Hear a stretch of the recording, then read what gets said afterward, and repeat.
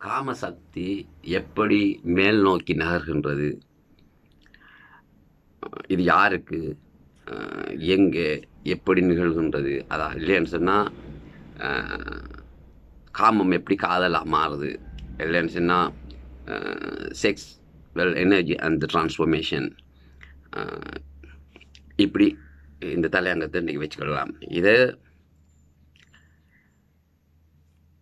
Advice அல்ல, அல்லன்னு சொன்னால் அறிவுக்கு விருந்தல்ல. அதாவது உங்களுடைய செக்ஸுவல் எனர்ஜி அதை தெய்வீக நிலைக்கு, ஒரு கடவுள் தன்மைக்கு ட்ரான்ஸ்ஃபர்மேஷன் ஆக்க முடியும் உங்களால்.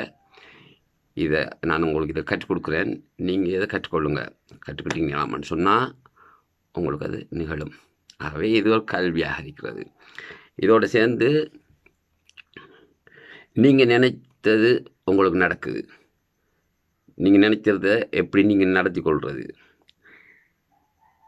அப்போ நீங்கள் கேட்குறது உங்களுக்கு கிடைக்குது. என்னென்னு சொன்னால் வாழ்க்கைன்றது எண்ணம் போல் வாழ்க்கை. ஆகவே இதை நீங்கள் இந்த அனுபவத்தை நீங்கள் எப்படி போடுறீங்க, இந்த அனுபவத்தை நீங்கள் பெற்றதான் உங்களுடைய வாழ்க்கை வளமுள்ளதாக மாறுது. என்ன சொன்னால் அன்பருக்கு என்றும் இன்ப நிலை. அப்போ வாழ்க்கை வளமுள்ளதாக இருக்குது. ஆகவே வளமான வாழ்க்கையை வாழ்கிறதுக்கு என்ன வழி என்றதை பற்றியெல்லாம் இந்த வீடியோவில் நான் உங்களுக்கு கற்றுக் கொடுக்கின்றேன். நீங்கள் இதை கற்றுக்கொள்ளுங்கள். இதை கண்டிப்பாக நீங்கள் புரிஞ்சு கொள்ளணும். ஏன்னு சொன்னால் இது நான் என்னுடைய ஒப்பீனியனையோ இல்லாட்டி என்னுடைய கருத்தையோ இல்லாட்டி ஏதாலும் ஒன்று சொல்லலை. அதாவது இந்த பிரபஞ்சத்தில் விதி இப்படி இருக்கு, இந்த பிரபஞ்சத்தில் இந்த ஒழுங்கு அப்படி இருக்குது, அதில் லோ இப்படி இருக்குது, அதில் கருணை எப்படி இருக்குது, இதில் நியதி எப்படி இருக்குது, இதை நான் உங்களுக்கு சொல்கிறேன். நீங்கள் இதை அனுபவம் அடையலாம். அப்போ உங்கள் வாழ்க்கை வளமுள்ளதாக கண்டிப்பாக மாறும். அதனால தான் இந்த தலையங்கத்தில் நான் இதை பேசுகிறேன்.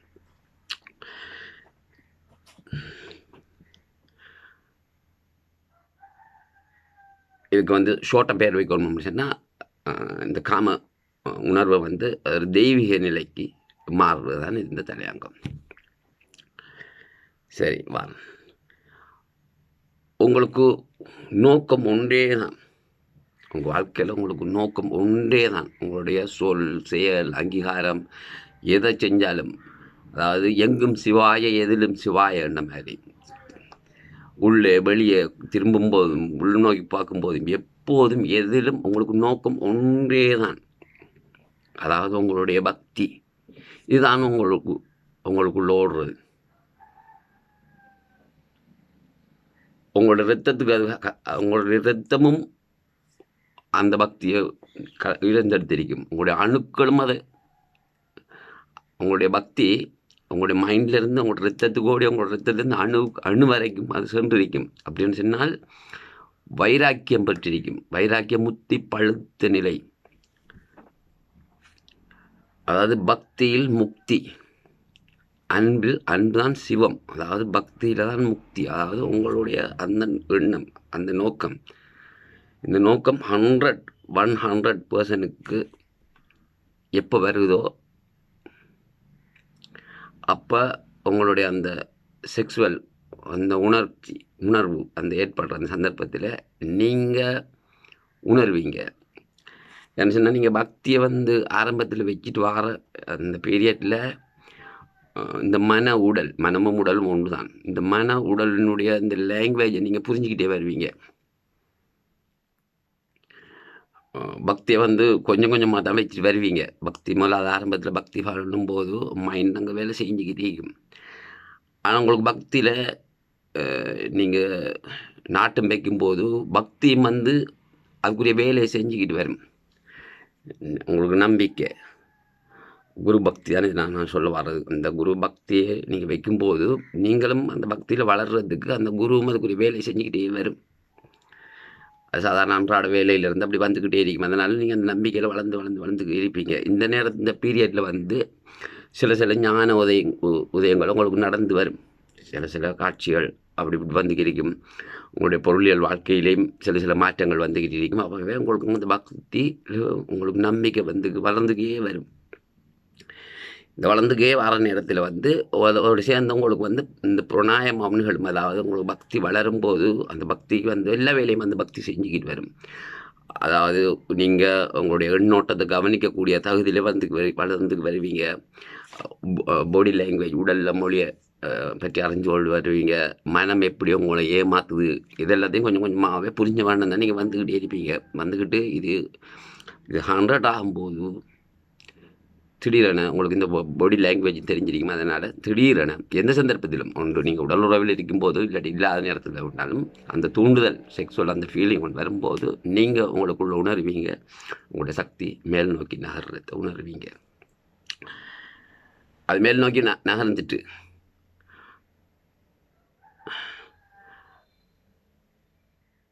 அது வளர்ந்துக்கே போகும். மனம் மேல் நோக்கி நகர்ந்ததை நீங்கள் ஒரு கணம் உணர்வீங்க. அதுக்கப்புறம் உங்களுக்கு தெரிய வரும். அது அப்படி வளர்ந்துக்கே போகுதுன்னு உங்களுக்கு தெரிய வந்துடும். சரி, இது மேல் நோக்கி நகர்ந்தால்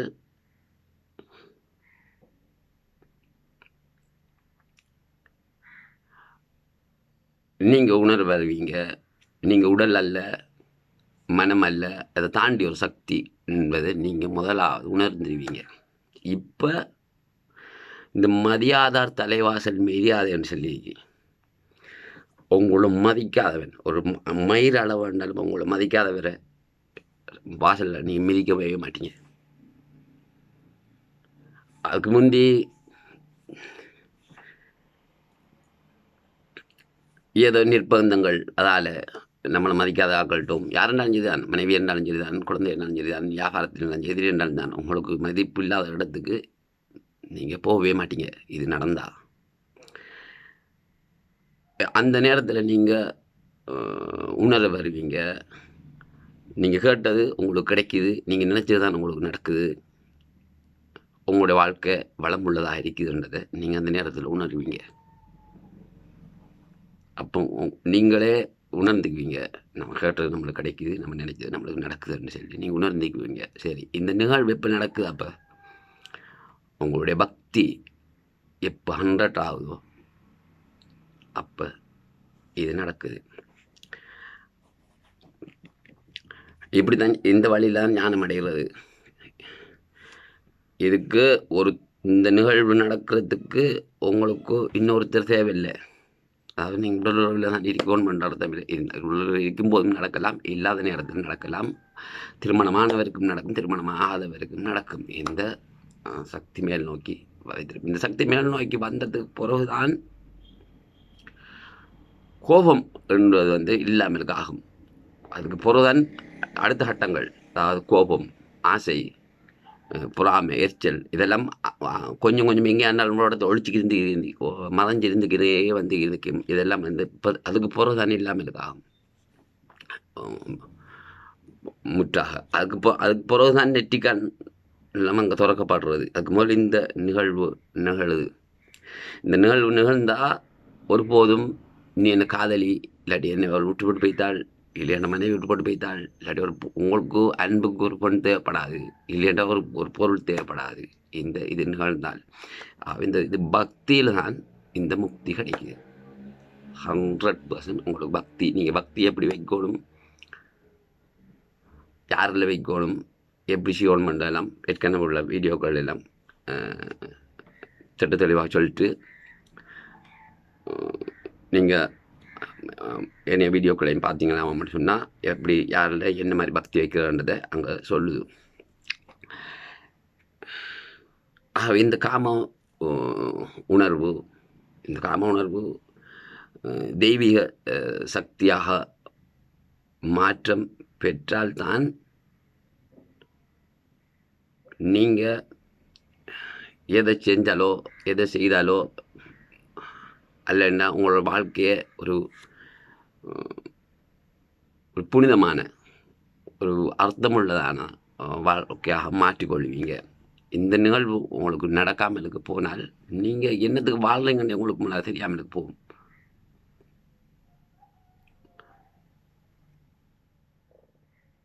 இயந்திரத்தனமான வாழ்க்கை ஒன்று தான் நீங்கள் வாழ்ந்துக்கிட்டு இருப்பீங்க.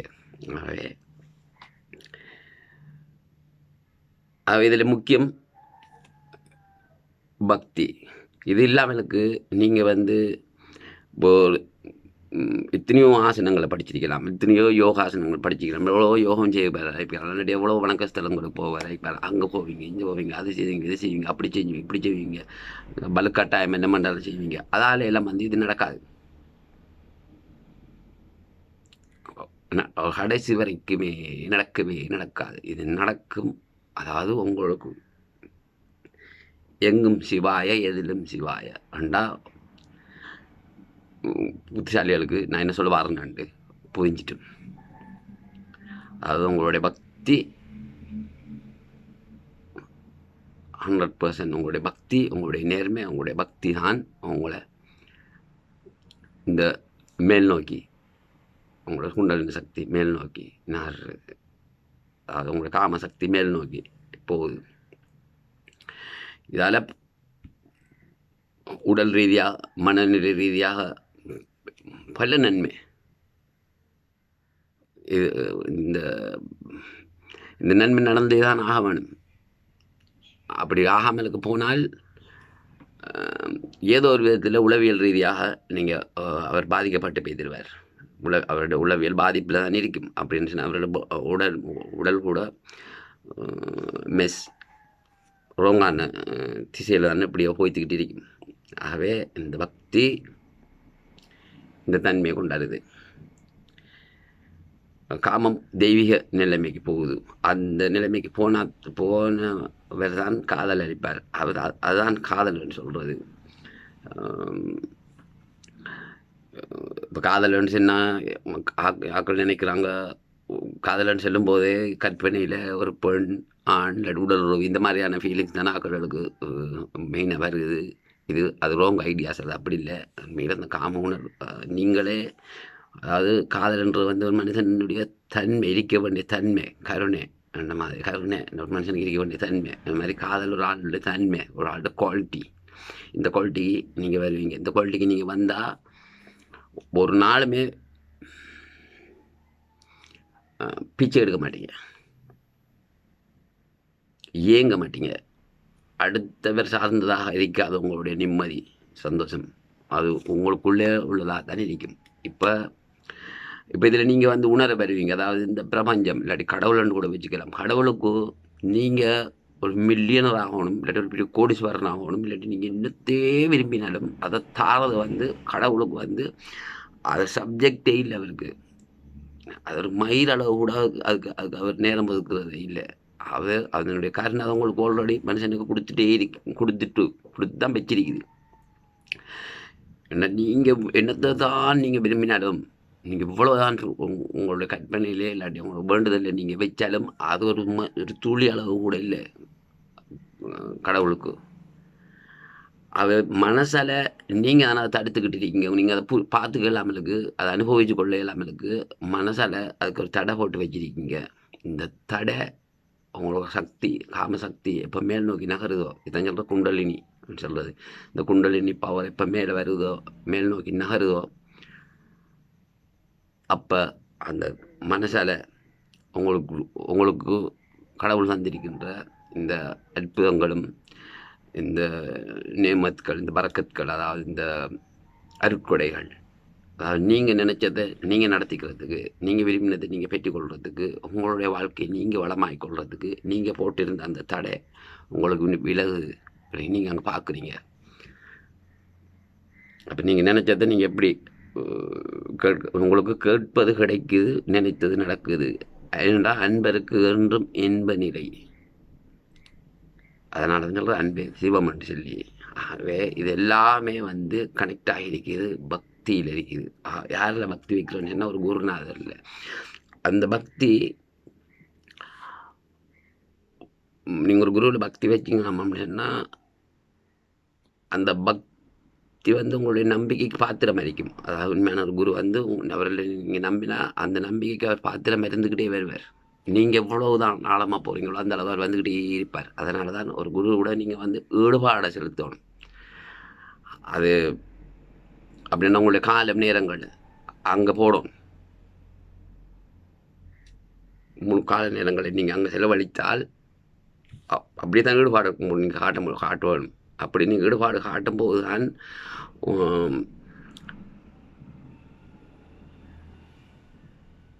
நீங்கள் அதாவது இந்த யோகத்தில் வளர்கிறதுக்கு இல்லைன்னா இந்த பக்தியில் வளர்கிறதுக்கு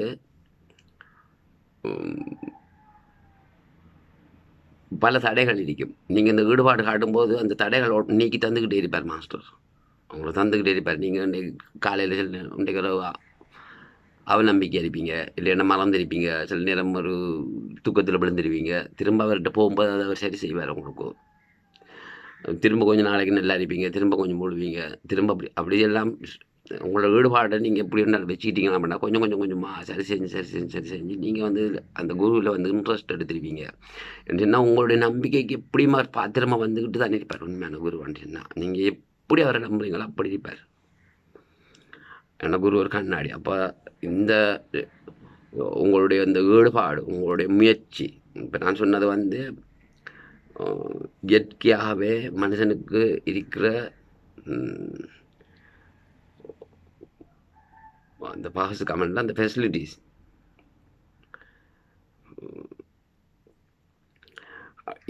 ஜென்னா தேவையில்லாமலுக்கு மனுஷன் என்ன செய்வான், நாளைக்கு என்ன ஆகுமோ ஏதாகுமோ நினைப்பான், இல்லாட்டி சந்தேகப்படுவான், இல்லாட்ட கவலில் விழுவான், துக்கத்தில் விழுவான். இதெல்லாம் உண்மையில் தேவையில்லாத வேலை, தேவையில்லாத இது. ஆகவே இதெல்லாம் நம்மளுக்கு நீங்கி வாழ்கிறது தான் வளமான வாழ்வு. வளமான வாழ்வை வாழ்கிறது கட்டிக்காரத்தனம், ஆரோக்கியமானது. ஆகவே அதுக்கு நீங்கள் என்ன செய்யணும்னா உங்களோட ஈடுபாடை கொடுங்கன்னு நான் இங்கே சொல்கிறேன். நீங்கள் அதில் ஈடுபாடை நீங்கள் காட்டினால், அதாவது நீங்கள் பக்தியில் வளரணும். சும்மா பெருமையில நீங்கள் ஒரு இடத்த கண்ணை மூடி எங்கே இருந்தாலும் ஒரு இடத்துல இருந்துக்கிட்டு தியானம் செஞ்சு இல்லைன்னா யோகம் பண்ணி இல்லைன்னு ஏதாலும் ஒரு புண்ணிய ஸ்தலங்கள்னு சொல்லப்படி எங்கேயாலும் ஒரு இடத்துக்கு போய் இல்லாட்டி எங்கே ஒரு காட்டுக்கு ஏறி அங்கே ஏறி இங்கே ஏறி எல்லாம் நீங்கள் இந்த நிலைமைக்கு போகிறது இல்லை. உங்களுடைய பக்தி உங்களுக்கு உள்ளார்ந்த செயல் அறிக்குது. அதான் ஜெபம். இதுக்குரிய ரிசல்ட் தான் இது. அதாவது உங்களுடைய எல்லாமே, உங்களுடைய சொல் செயல் எல்லாமே அப்போ எல்லாமே புனிதமாக மாறுது. அது மாதிரி தான் உங்களுடைய இந்த காமசக்தி இந்த தெய்வீக நிலையை அடையும். அது மாதிரி தான் உங்களுடைய கோபம், அது ஒரு எனர்ஜி தானே. அந்த எனர்ஜியோட அதுக்கு பிறகு தான் டிரான்ஸ்ஃபார்மாக மாறுது. மனுஷன் கோபப்படுறது காரணம் நம்மள்கிட்ட இல்லை, அந்த அவநம்பிக்கை, உள்ளுக்குள்ளே ஒரு அவநம்பிக்கை, பிரபஞ்சத்தை பற்றி இந்த கடவுளுடைய தன்மையை பற்றி பார்த்துக்கலை, அது தெரியலை. அதனால தான் அந்த கோபங்கள் வாருது. இந்த சக்தியை மேல் நோக்கி நகர்ந்ததுக்கு பிறகுதான் இந்த தீய பழக்க வழக்கங்கள்னு சொல்கிறேன். தீய பழக்க வழக்கங்கள்னு சொன்னால் இந்த ஆட்டிடியூட், இந்த ஹேபிட், கோபம், எரிச்சல், பொறாமை, இதுகள் எல்லாம் 100ல் இல்லாமலுக்கு ஆகுது. ஆனால் ஒரு ஆரம்பத்தில் நீங்கள் கொஞ்சம் கோவப்படக்கூடாது, எரிச்சப்படக்கூடாது, பொறாமப்படக்கூடாது என்றதில் கொஞ்சம் கொஞ்சமாக தான் வளர்ந்துக்கிட்டு வருவீங்க. என்னென்ன உங்களோட பக்தி அங்கே கொஞ்சம் கொஞ்சம் இருக்கிறதால நீங்கள் நல்ல சரியான பழக்க வழக்கத்தில் நீங்கள் வளர்கிறதுக்கு உங்களோட குரு உங்களுக்கு வேலை செஞ்சுக்கிட்டே இருப்பார். நேரடியாக வேலை செய்வார், கனவில், நினைவில், நினையாப்புறத்தில், பல வழிகளிலும் அது குரு செஞ்சுக்கிட்டே வரும். மற்றது இந்த உடல்ல இருந்து போன குருமார்களும் இருக்கிறாங்க. அவங்களுக்கு, அதாவது மனிதன் இந்த உடல்ல இருந்து பிரிஞ்சா அந்த ஆன்மா இருக்கு. இந்த ஆன்மாவுக்கு பவர், உடல்ல இருந்து ஆன்மா பிரிஞ்ச அந்த ஆன்மாவுக்கு பவர், சரியான பவர். நினைச்சதை உடனே செய்யக்கூடிய பவர் இருக்கு. அதுக்கு உங்களை தெய்வம் இருக்கு, அது வேறு. ஆகவே உடல்ல இருந்து போனவங்க ஆன்மாக்கள் இருக்காங்க. அவங்கெல்லாம் இந்த பக்தி வைக்கிறதால இந்த பக்தனுக்கு ஹெல்ப்புக்கு வேலை செஞ்சுக்கிட்டு இருப்பாங்க. இந்த மாதிரியெல்லாம் நடந்து இந்த பக்தி முத்தின நிலையில தான், பக்தியில் தான் முக்தி இருக்குதுன்னு சொல்கிறது. இதுதான் காமம் டிரான்ஸ்ஃபார்மேஷனாக மாறுது தெய்வீக நிலைக்கு பக்தியில். அதை சொல்லிட்டேன்.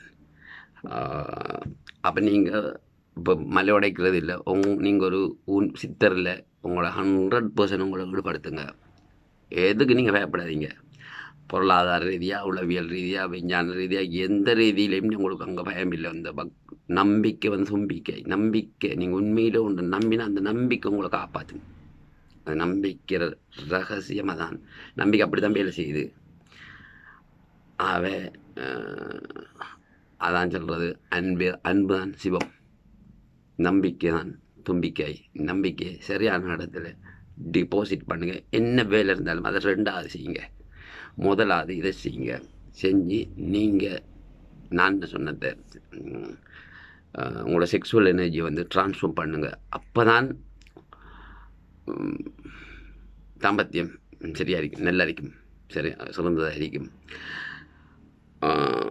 எப்போ உங்களுக்கு ஒரு மனிதனுக்கு படபடப்பு பதட்டமும், இந்த பதட்டமும் அற்ற நிலையில் எப்போ அது இல்லாமல் ஆகுதோ அப்போ இந்த எனர்ஜி மேல் நோக்கி நகருது. இது மேல் நோக்கி நகருதுன்னு சொல்லிப்பட்டு உங்களுக்கு இந்த உடம்பை போட்டு ஆற்றுகிட்டுறது எல்லாம் இல்லை. சாதாரணமாக உங்களுக்கு நீங்கள் உணர்வீங்க இது மேல் நோக்கி நகருதுன்னு சொல்லி நீங்கள் உணர்வீங்க. அப்போ இந்த பயமும் படபடப்பும், இந்த பயமும் படபடப்பும் ஒரே நேரத்தில் இல்லாமல் ஆகாது.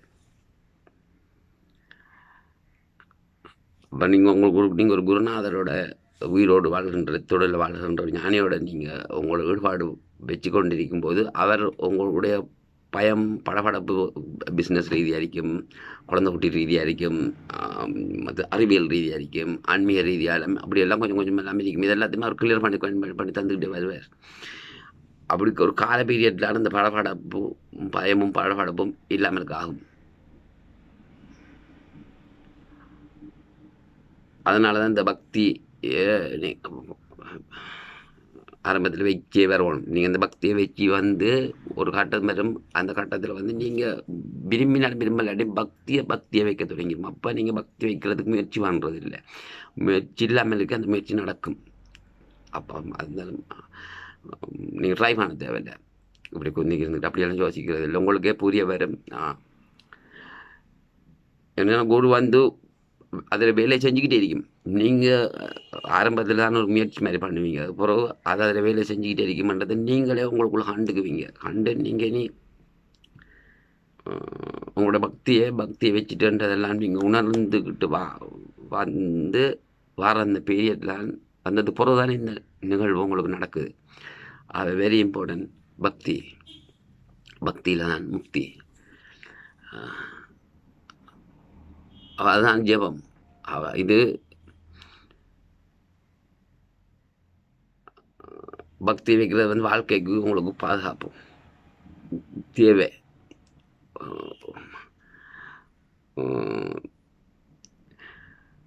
ஒரு வழிகாட்டி, ஒரு ஆசான் ஒன்று கண்டிப்பாக வாழ்க்கைக்கு தேவை. இல்லாமலுக்கு போனால் ராங் ஐடியாஸில் பேத்திருவீங்க. பக்தி மட்டும்தான் வாழ்க்கையை நீங்கள் சரியாக வாழ்வதற்கு வழி. அது அல்லாமலுக்கு செய்கிற மற்ற வழிகள் எல்லாம் வந்து செத்தோடு முடிஞ்சிடும். அதுக்கு பிறகு அதுக்கு அங்கே வேலையே இல்லை. நன்றி.